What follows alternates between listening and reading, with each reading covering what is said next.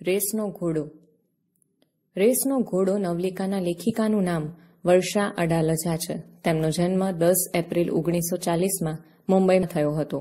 ગાંઠ છૂટિયાની વેળા, અણસાર, ખરી પડેલો ટવકો, રેત પંખી, મારે પણ એક ઘર હોય, ક્રોસ રોડ એ તેમની નોંધપાત્ર નવલકથાઓ છે. શિક્ષણનો પાયાનો સિદ્ધાંત બાળકને આનંદ આપવાનો છે, બાળકને સારો માણસ બનાવવાનો છે. વાલીઓની અપેક્ષાઓને કારણે આજનું શિક્ષણ વધુ સ્પર્ધાત્મક અને ભારરૂપ બન્યું છે, જેનાથી બાળકનું બાળપણ છીનવાઈ જાય છે.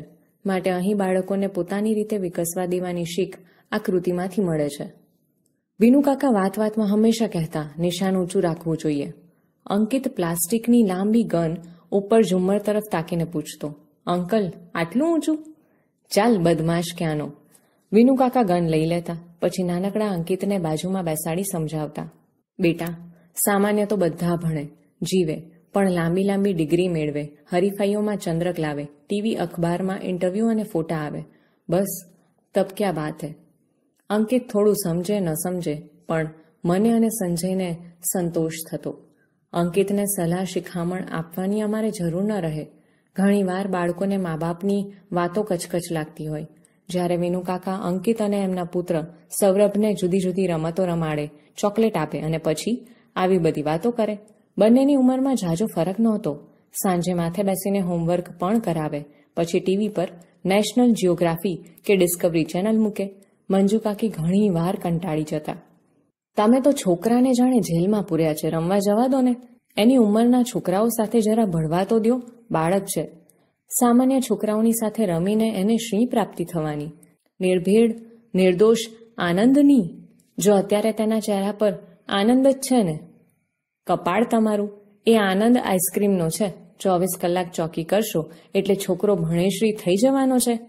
મંજુ, મૂર્તિને કંડારવી પડે છે. દુનિયા તેજ ગતિથી દોડી રહી છે. તીવ્ર હરીફાઈ છે બધા ક્ષેત્રમાં. તો અરે તો લક્ષ્યાંક પર પહોંચવું હોય તો ઘોડો દોડાવવો પડશે મંજુ. હારી ગયેલાનો કોઈ ભાવ પૂછતું નથી. હે ભગવાન, તમારા ભેજામાં ક્યાંથી આ ભૂસું ભરાયું છે? ગયે મહિને એસએસસીનું પરિણામ આવ્યું. ઝૂંપડપટ્ટીનો છોકરો પહેલો આવ્યો કે નહીં?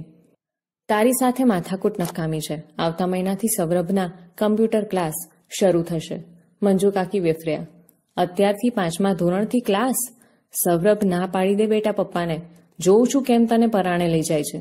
સૌરભે તરત કહી દીધું, ના મમ્મી, મારે કમ્પ્યુટર શીખવું જ છે. પછી ક્લાસમાં મારો વટ પડી જશે. મંજુ કાકીએ 2 હાથ જોડ્યા. હે માતાજી, બાપ દીકરા બેયને સાથે સદબુદ્ધિ આપજે. એ સાંજે વિનુકાકા ઘરે આવ્યા. આમ તો એક જ મકાનમાં ઉપર નીચે અમે રહીએ અને સૌરભ સાથે અંકિતને ઘણી વાર એ ભણાવે, એટલે એમના આવવાની નવાઈ નહોતી. પણ આજે તો એ ખાસ આવ્યા હતા. એમનો આગ્રહ હતો કે સૌરભની સાથે અમારે અંકિતને કમ્પ્યુટરના ક્લાસમાં દાખલ કરવો. હું અને સંજય ખુશ થયા. વિચાર સરસ હતો. જો કે ફી ઘણી વધારે લાગી, પણ સંતાનના ભવિષ્ય માટે થોડી વધુ મહેનત કરીશું વિચારી અમે પણ સંજયને કમ્પ્યુટર ક્લાસમાં દાખલ કર્યો. અઠવાડિયામાં 3 દિવસ સાંજે 2 કલાક અને રવિવારે 4 કલાક. જો કે અંકિત નારાજ હતો, પણ બાળક પોતાનું ભલું બુરું ક્યાંથી સમજી શકે? ઘરથી નજીકના બાલમંદિરમાં હું સાંજે ગરીબ વસ્તીના બાળકોને ભણાવતી હતી. એ કામ માટે પગારનો તો કોઈ સવાલ જ નહોતો. હું ખૂબ ઉમળકાથી એમને ભણાવતી હતી. એ બાળકો પણ મારી સાથે હળી ગયા હતા. તોય ભારે હૃદયે મેં એ કામ છોડી દીધું અને અંકિતની ફી માટે ટ્યુશન કરવા લાગી. હું સંજયને ઘણીવાર કહેતી, આપણે કેટલા નસીબદાર છીએ કે વિનુકાકા આપણા પડોશી છે. સૌરભની સાથે અંકિતનું ઘડતર થઈ રહ્યું છે. શેનું ઘડતર નીના બહેન? એક દિવસ મંજુ કાકીએ રીતસર મારી પર હલ્લો કર્યો. આ ટાંકણા ટોચી ટોચીને બિચારા જીવને શી પીડા થાય છે તે તમને નથી દેખાતી? જુઓ મંજુબેન, આપણે મધ્યમ વર્ગના માણસ. તમારી મારી કોઈ ઇન્ડસ્ટ્રી નથી કે દીકરાને સીધો એર કન્ડિશન્ડ કેબિનમાં બેસાડી દઈએ. અત્યારથી મહેનત નહીં કરીએ તો એ લોકો આગળ કેમ આવશે? મંજુબહેનની આંખ ભીની થઈ ગઈ. તમારી વાત હું નથી સમજતી. હું માં છું, દુશ્મન તો નથી ને? તો પછી? પણ ખરું પૂછો તો હું એકલી પડી ગઈ છું. એ બાપ દીકરાની જાણે અલગ દુનિયા છે અને હું માત્ર ઉંમરે ઊભી છું. મારા દીકરાને રેસના ઘોડાની જેમ દોડાવે છે. વિનુકાકાને તમારા માટે ખૂબ લાગણી છે. નહીં જાણતી હોઉં પણ કોણ જાણે મનમાં ઊંડે ઊંડે ખોટું લાગે છે. અરે ના ના મંજુ કાકી, થોડા વખતમાં બધું ઠીકઠાક થઈ જશે. તો તમારા મોંમાં ઘી સાકર લ્યો, હું જાઉં.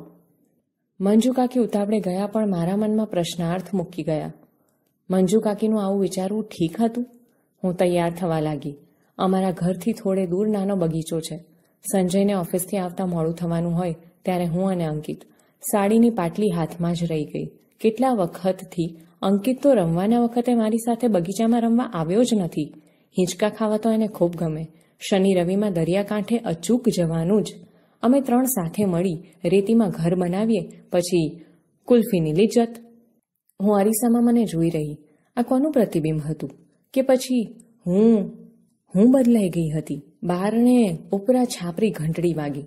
સાડી જેમ તેમ વેટાળી દઈ મેં બારણું ખોલ્યું તો અંકિત એકદમ નિમાણો એનો ચહેરો. ગભરાઈને મેં એને કપાળે હાથ મૂક્યો તો શરીર ગરમ. મેં એને તેડી લીધો. જલ્દી કપડાં બદલાવી સુવડાવી દીધો. દવા આપી અને માથે હાથ પસવારતી બેસી રહી. અંકિત થોડી વારમાં તો ઘસઘસાટ ઊંઘી ગયો.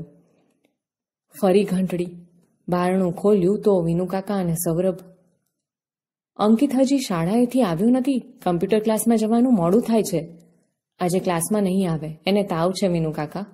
દવા આપીને બસ ત્યારે મોકલો, આપમેળે સારું થઈ જશે. ચાલો હું જ ઉઠાડું, તરત મેં કહ્યું. ના કાકા, ક્લાસ ક્યાં જવાના છે? આજે નહીં તો કાલે, પણ તાવમાં અંકિતને નહીં મોકલું. કાલે શાળાએ પણ નહીં. નવાઈ પામી એ મને જોઈ રહ્યા. નીનાબહેન, તમે તો અંકિતને માયકાંગલો કરી મૂકશો. ચાલો ઉઠાડો જોઉં. અત્યારથી પંપાળશો તો ભવિષ્યમાં કરશે શું? એને મોટા થઈને ભવિષ્યમાં જે કરવું હોય તે ત્યારે એ નક્કી કરશે. પણ તાવમાં તો હું એને નહીં જ મોકલું. વિનુકાકા કદાચ અંદર આવી જાય એ ડરથી બારણામાં જ ઊભા રહી મેં મક્કમતાથી કહ્યું. એ નારાજ થયેલા લાગ્યા, પણ હું તો કશું બોલી નહીં. એ ચાલી ગયા. હું સાંજની રસોઈમાં પરોવાઈ ત્યાં મેં ટીવીનો અવાજ સાંભળ્યો. નવાઈ પામી હું બહાર આવી. જોયું તો અંકિત ટીવી પરના કોઈ ગીતને રસપૂર્વક જોઈ રહ્યો હતો. અરે અંકિત બેટા, તારી તબિયત સારી નથી, તું આરામ કરજો, એણે હસીને કહ્યું. હવે મને સારું છે મમ્મી. મેં કપાળે હાથ મૂક્યો તો તાવ ગાયબ. એણે મારો હાથ પકડ્યો. લાડથી કહ્યું. ચાલને મમ્મી, ઘણા વખતથી આપણે બગીચામાં ગયા નથી. પણ પછી તને તાવ અને તારું હોમવર્ક. હવે તાવ ઉતરી ગયો છે. અમે બંને બગીચામાં ગયા. એ સાંજે અંકિતે ખૂબ હિંચકા ખાધા. કમ્પ્યુટર ક્લાસમાં પરીક્ષા થઈ. અંકિત માંડ પાસ થયો. સૌરભને સર્ટિફિકેટ ઓફ મેરિટ મળ્યું. એ સાંજે સંજય અંકિત પર પહેલી વાર ગુસ્સે થયો. વિનુકાકા આવ્યા. ઠપકાના સૂરે કહેવા લાગ્યા. આ બધું તમારા લાડનું પરિણામ છે નીનાબહેન. હવે આ વખતે હું જ ધ્યાન રાખીશ. કશું વિચારું એ પહેલા મેં તરત કહ્યું. ના વિનુકાકા, હવે મારે અંકિતને કોઈ ક્લાસ કરાવવા નથી. અરે પણ એમ તે હોય, એકવાર ઓછા માર્ક આવ્યા એમાં, એટલા માટે નહીં. પણ જરા મોટો થાય ત્યારે અમે એને જ પસંદ કરવા દઈશું કે એણે શું કરવું છે. એ રાત્રે સંજય પણ મારા પર નારાજ થઈ ગયો. તું જાણે છે નીના, મારા સંજોગો એવા હતા કે હું જિંદગીમાં બહુ આગળ ન આવી શક્યો. અંકિત માટે હું બધું કરી છૂટવા તૈયાર છું. તમે એને એક ચીજ આપશો, અંકિત પણ ખુશ, હું પણ ખુશ. જરૂર, પણ મોંઘી તો નથી ને? ખૂબ કિંમતી છે, પણ તમારે રોકડા ચૂકવવા નહીં પડે. એટલે અંકિતને એનું શૈશવ આપો સંજય. સાંજે ઘણીવાર હું અને અંકિત બગીચામાં જતા. ત્યાં એને હિંચકા ખાતો, બીજા બાળકો સાથે રમતો જોતા મને થતું, ના, મારો નિર્ણય સાચો છે. પણ એમ કંઈ વિનુકાકા અંકિતને છોડે એમ નહોતા. વિનુકાકા સૌરભને ભણાવે ત્યારે અંકિતને લઈ જતા, પણ મને સ્પષ્ટ દેખાતું કે એ નારાજ થઈ જતો. સંજયના ધ્યાનમાં પણ આ વાત આવી. એક રવિવારની સાંજે અમે દરિયા કિનારે અંકિત સાથે ખૂબ રમ્યા. પાણીમાં ભીંજાયા પછી આઈસ્ક્રીમ ખાતા ખાતા એને પૂછ્યું. બેટા અંકિત, તારે વિનુકાકા પાસે કેમ નથી ભણવું? એ કહેતા હતા કે તું ભણવામાં ધ્યાન નથી આપતો. સૂર્યાસ્ત થઈ ગયો હતો અને હળવે હળવે અંધકાર ઉતરી રહ્યો હતો. હાથમાંનો ફુગ્ગો એણે છોડી દીધો અને એને દૂર સુધી હવામાં ઉડતો જોઈ રહ્યો. પછી અચાનક એ જોરથી બોલ્યો. મને વિનુકાકા જરાય નથી ગમતા. અમે બંને આઘાતથી એને જોઈ રહ્યા. આવો ધિક્કાર અંકિતમાં અમે કદી જોયો નહોતો. પછી ધીમે ધીમે મંજુ કાકી પાસેથી મને ખબર પડી. નીનાબહેન, મારું માનો તો અંકિતને મારે ત્યાં ભણવા મોકલતા જ નહીં. મારા વરને અક્કલ નથી. વારે વારે અંકિતને ઉતારી પાડે. બિચારો કુમળો જીવ. એમ તો મારા સૌરભને ન છોડે, પણ તમે માનશો, અમે ત્રણેય જણાએ ભેગા બેસીને નિરાતે ખાધું નથી. અને અમે અંકિતને વિનુકાકાને ત્યાં ભણવા મોકલવાનું બંધ કર્યું. વિનુકાકા ધુઆપુઆ થયા, લડ્યા, પણ અમે મક્કમ રહ્યા. અંકિત પહેલેથી જ નબળા બાંધાનો છે. આ 1 વર્ષ જવા દ્યો, આવતા વર્ષથી વાત. હજી તો 5મું ધોરણ છે, એ વિશે ચિંતા છે. એ વર્ષે સૌરભને શાળાના શ્રેષ્ઠ વિદ્યાર્થીનું શિલ્ડ મળ્યું અને અંકિત 7મા નંબરે પાસ થયો. પરિણામ તો અમે પહેલેથી જ જાણતા હતા, એટલે અમે પહેલેથી જ થોડા દિવસ બહારગામ જવાનો કાર્યક્રમ ગોઠવી રાખેલો. એક નાના હિલ સ્ટેશન પર સંજયે સેનેટોરિયમમાં બુકિંગ કરાવ્યું હતું. અમે 3 જણા ખૂબ ફર્યા, ટ્રેકિંગ કર્યું. એને ઉત્તીર્ણ થવાની ખુશાલીમાં મેં એને રામાયણ મહાભારતની બાળકથાઓના પુસ્તકો ભેટ આપેલા. વાંચવાનો એવો નાદ લાગ્યો કે એણે બધા જ પુસ્તકો 2 વાર વાંચી નાખ્યા. અમે ચિંતામાં હતા કે અંકિત અને સૌરભને જુદા પાડવા શાળા બદલીએ તો સારું. ત્યાં તો બંનેના વર્ગ જુદા થવાથી અમને મોટી હાશ થઈ ગઈ. અંકિત પણ જાણે આનંદમાં રહેવા લાગ્યો. જાણે મુઠ્ઠીઓવાળી સતત દોડવામાંથી એને છુટકારો થઈ ગયો. પછી આખી વાત પરથી અમારું ધ્યાન હટી ગયું. મને દિવસો હતા અને મારી તબિયત સારી રહેતી ન હતી. હું તો શરૂઆતમાં ખૂબ ઉદાસ રહેતી હતી, પણ અંકિત તો ખુશ મારી ખૂબ કાળજી રાખે. સાંજે સ્કૂલેથી આવી પોતાની મેળે જ દૂધ પી લઈ જલ્દી હોમવર્ક કરી લે. પછી સાંજની રસોઈમાં મને મદદ કરે. વિનુકાકાએ જોઈ ગયેલા.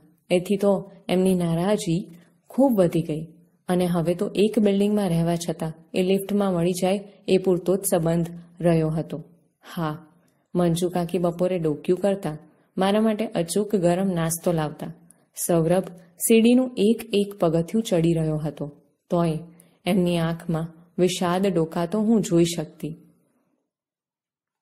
મને દીકરી જન્મી. અંકિતને ગાંડો ઘેલો થતો જોતા હું અને સંજય હસી પડતા. અંકિતને એની પર ઓળઘોળ થતો જોઈ મનમાં કોઈ અજબ સુખ અનુભવાતું. મંજુ કાકી તો એને રમાડતા રડી જ પડેલા. અંકિતે લાડથી એનું નામ પાડ્યું ફોરમ. હજુ તો થોડા મહિનાની હતી અને એને કમળો થઈ ગયો. અમારા સૌના જીવ ઊંચા થઈ ગયા. કમળો મટ્યો ત્યાં આખા શરીરે એને ફોલ્લીઓ ફૂટી નીકળી. એ વર્ષે અંકિતનો ક્લાસમાં 31મો નંબર આવ્યો. અમે 2 એને વઢી શકીએ એમ પણ નહોતા. ભણવાનો એને ખાસ સમય જ ક્યાં મળ્યો હતો. મંજુ કાકી બપોરે વિનુકાકાથી છાની કેક લઈને આવેલા. બેટા, મારી પરીક્ષામાં તો તું પાસ હો. ફોરમ બીમાર પડી જતી ત્યારે, એને કેજીમાં દાખલ કરી ત્યારે, કે પછી સંજયને સ્કૂટરનો ગંભીર અકસ્માત થયો ત્યારે અંકિત હંમેશા મારી સાથે હતો. એસએસસીમાં સૌરભને 92% આવ્યા અને અંકિતને 68% આવ્યા. સૌરભે સાયન્સમાં એડમિશન લીધું, અંકિતે કોમર્સમાં. મેં અને સંજયે એને સરસ કિંમતી ઘડિયાળ ભેટ આપી.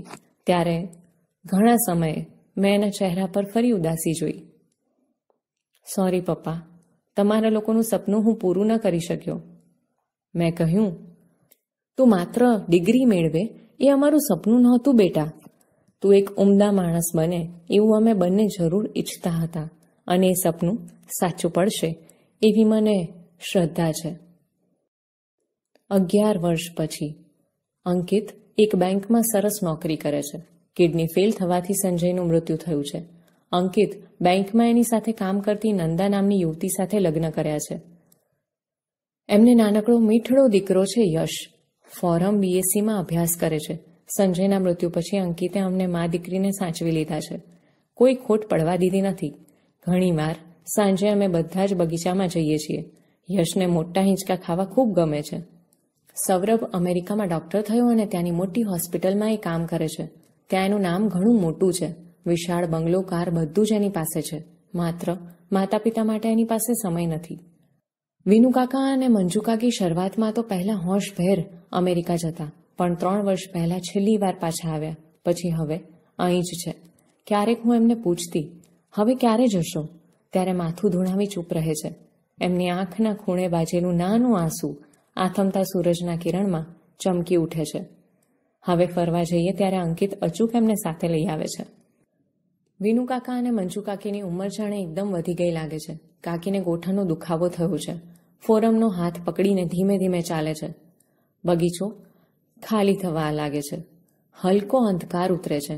અંકિત કાકાનો હાથ પકડી ઉઠાડે છે. ચાલો વિનુ કાકા, ઘરે જઈશું. કાંડે બાંધેલી કિંમતી ઘડિયાળમાં જોયા વગર તેઓ કહે છે. હા બેટા ચાલ, બહુ મોડું થઈ ગયું.